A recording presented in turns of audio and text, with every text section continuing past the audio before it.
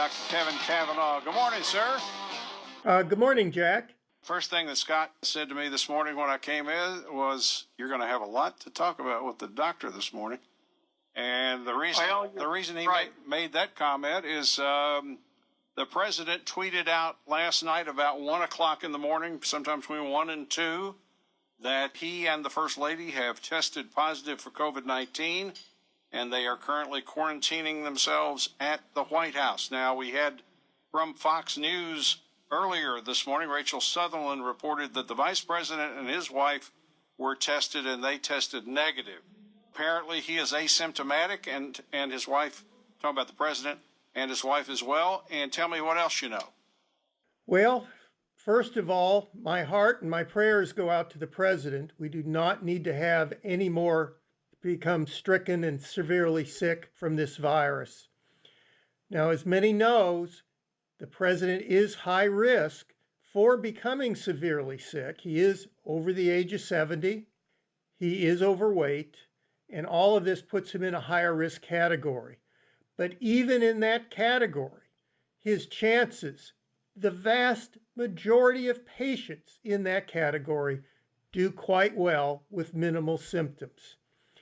But we're going to have to really sit down and pray. We do not need to change leadership in the middle of an election, in the middle of a crisis. We need to pray for his recovery. I think that is very, very important. Now, if I was the president, I would not be taking hydroxychloroquine. That's already been mentioned on the news media. I would not be taking zinc. I would not be taking Zithromax. I think right now he has access to some very good treatments that show promise, and that would be convalescent serum or the Eli Lilly monoclonal antibody product. Initial results in the Eli Lilly product, if you give it within 3 days of diagnosis, it decreases the ER or hospital admissions by over 70%. And so that would be great to add that amount of safety and assurance to already a diagnosis where probably you're going to do okay. And that's what I would really suggest. Now, you say you would not take the zinc or the hydroxychloroquine. Why? Could it have a negative effect on you? Well, it could. Remember, especially if you combine hydroxychloroquine with azithromycin. Granted, he's taken hydroxychloroquine in the past, but it can cause prolongation of the QT interval of the heart, in other words, an arrhythmia, and that may be more likely to occur if you have an occult or asymptomatic involvement of the heart with the virus, and the virus does do that. We know that from the Ohio State athlete study. So I would be very, very hesitant. And we now have another randomized controlled trial looking at hydroxychloroquine with prophylaxis that was negative. And that was just published 1 or 2 weeks ago. So that puts us up to 6 negative randomized controlled trials. You compare that to the excellent results which are being reported by convalescent serum and by the Eli Lilly monoclonal antibody product, that if they're given within 72 hours of diagnosis, it really can improve outcomes. So I would go with the science. I wouldn't go with the talking points. I was watching Fox News this morning, and what Chris Wallace said was right on. You cannot spin this virus. It is a factor of nature. It will take its own course. So forget the talking points. Forget all the political points and go with the science. And that's what needs to be done. What is the incubation period? Well, on average, it's 5 days. If you make it to day 5, 50% of the people will already be over this. In other words, you would already have either symptoms or you're not going to get symptoms. Now, from what I've heard this morning, the president is having some mild symptoms. Oh, really? I hadn't heard that. Yeah, that being of lethargy. Of course, everything's in, the news media, and what you're being heard now is filled with rumors and everything else. So who knows? It's kind of the fog of what's going on. And I wouldn't expect anybody in the White House to tell exactly what's going on with the president, because there is a national security risk involved here. They need to make sure they have all their ducks in a row. But I think from what I'm hearing that there may be some very mild symptoms, and let's hope they stay that way. But this can be a very convalescent, slowly building virus where it starts out with no symptoms, you go to mild symptoms, and then it slowly builds. So we'll just have to wait and see. And I know it's quite an anxious period. Both him and his wife have tested positive. And I should add that everybody at the debate, including Vice President Biden, are at risk. The 6-foot rule is really not a guarantee you're not going to get the virus, especially if you don't have a mask on, and preferably an N95. One of the things we've talked about repeatedly on this show is that these regulations on how to prevent spread of the virus have been fairly well watered down.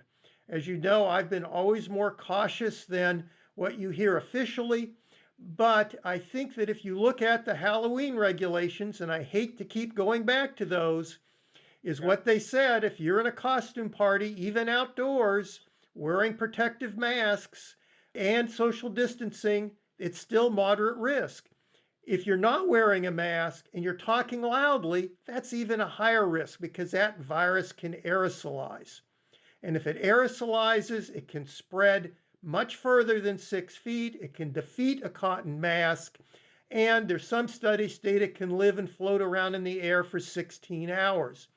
That's why it's important if you're inside to be in a building that's a healthy building that has frequent air exchanges per hour and that it sanitizes the air as it exchanges it. So I think that that's just key. And these outdoor rallies and a few indoor rallies are very high risk. And let's go to the phones. Derek, good morning. Thanks for holding. Oh, yeah, thanks. I've been waiting to talk to Dr. Kavanagh. Yeah. Yeah, I'm an independent researcher, and I've been studying for a while about the whole coronavirus phenomenon. And I'm just curious about the theory that's going out there that there's a lot of false positives and that perhaps 90% of the positive rates, there's such a trace amount of the virus that it's non-infectious. And there's a lot of asymptomatic people who have absolutely nothing to worry about, even if they test with the virus.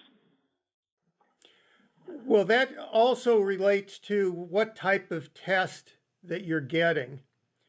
And so, yes, the best case definition is going to be a positive test with symptoms. If you just do a test, for example, and you're testing the community and you're trying to project viral penetration into the community, there are problems with the tests because that's an antibody test. You can get into false positives with that. Of course, you can get into what does a small amount of virus in the PCR test mean? And whether or not you're infectious or not, that is a problem. And you need to realize when you look at research and they state, oh, we've tested viral particles in sewage. That doesn't mean that sewage is infectious. It just means they've tested and picked up some of the DNA and RNA. So the best case definition is you have symptoms plus a positive test. So when you're looking at case fatality rates, those are independently investigated. When you look at testing the population as a whole and what this test means, that becomes much more problematic. Remember, these tests have only been around for a few months, so we're still learning about them. And to be frankly honest with you, I'm surprised we have any test with any reliability at this point. So we're doing very well. The scientists are doing well. Now, you have to also ask yourself, what does an asymptomatic person mean? Does that mean he's had the infection, or should he be treated more like a carrier? Can he get reinfected?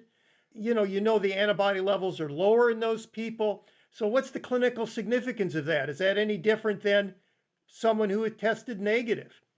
Who knows? We're still in the early aspects of this. So I know that didn't give you a clear answer, but there are hundreds and hundreds of tests out there, which, by the way, is one of the problems we have as a country. We've got too many tests to track reliability and to service them. My skepticism is that these tests have only been around for so long, and they're backdate testing some of the sewage samples, and some of the sewage samples from 2018 are testing positive for this. So how do we possibly know that this thing even started in 2019 if the tests are so new and so diverse, and there's no way to possibly know that this sequence that they're calling the COVID-19 sequence is completely original, or that they test for the full sequence with every test. There's so many variants, and there's so many mutations. It's going to depend upon the test. Yeah, it's going to depend upon the test you're looking at. It's the reason why the FDA needs to be careful on validating tests. The genome that they're testing for is to the spike protein. This is on the good tests that they should be using, is to the spike protein, which is unique to this virus. That's what causes both its lethality and its infection, because it binds to the ACE2 protein. That's the type of test that you should be using. There's a lot of science that has gone into making these tests accurate and appropriate. The question really is on the PCR tests, if you're looking at those, is if you have a very low level test being positive, and that person maybe is still shedding a little bit of viral particles or has some dead viral DNA, what does that mean? Are they infectious? Probably not. Now, that's not a true false positive. That's what does that positive mean? If they didn't have symptoms, can they still get infected? Well, they might, because we know that if you're asymptomatic, you don't have as a good antibody response. So I wouldn't confuse a false positive with the PCR tests. Those are fairly accurate. It's the clinical significance of that test. And that's why you have to correlate it with the patient's symptoms. Hey guys, this is sounding way too much like the debate the other night. I want to thank Derek for being here. Yeah. What is the best form of vitamin D to take? It's supposed to help. What is your opinion? Well, I think any sort of vitamin D is good to take, but you want to be sure that you're not overtaking vitamin D. In other words, you don't want to be deficient, but you don't want to go thinking that vitamin D is going to give you protection. I think that that's something that you really shouldn't rely on. You should be doing masks and social distancing. All right, got about 2 minutes left. So in the case of the president and the first lady, this weekend, I guess, will be an interesting weekend to see what happens in terms of maybe nothing. But once he gets, I heard earlier this morning, once he gets 2 negative tests, he'll be cleared to go back to work, regardless of how many days that is. Is that right? Well, that can be one of the criterion, yes. Once you turn positive, if you get 2 negative tests, plus you're asymptomatic. Well, that can be one of the criterion, yes. Once you turn positive, if you get 2 negative tests, plus you're asymptomatic, then you can go back to work. And remember, symptoms are important. Just as with the last caller, tests are only part of the equation in deciding how to manage patients. Symptoms are extremely important. All right. I'm going to give you the last minute to tell the folks what's on your mind this morning. Well, I think it's very important to realize that this virus is important. It's something that we should watch out for and act accordingly, and especially when we go Halloweening. If you're going to do that, remember that one-way trick-or-treating, according to the CDC, is a moderate risk activity. I would certainly stay only within your family unit. Don't approach others. If people have the candy out, I would use salad tongs to grasp it. And personally, I would make sure that candy's not touched for at least a couple of days, 3 to 4, and then even washing off the wrappers before giving it to your children. I think that's an important thing to do. What is really best to do during Halloween is looking for other types of activities. Like? Well, I guess reverse TP, and that would be really popular. If someone's doing that and wasting toilet paper, there'll be a lot of people cleaning up. But you can do that. You can stay at home and carve pumpkins. You can have scavenger hunts on your own lawn. All of this can be something that is very good. But remember, if you're touching things in the environment, I guess even reverse TPing, you're going to have to take some precautions. All right. Listen, always a privilege. Thank you for being with us, and I hope you have a good weekend. Thank you, sir. Dr. Kevin Kavanagh, and stay with us.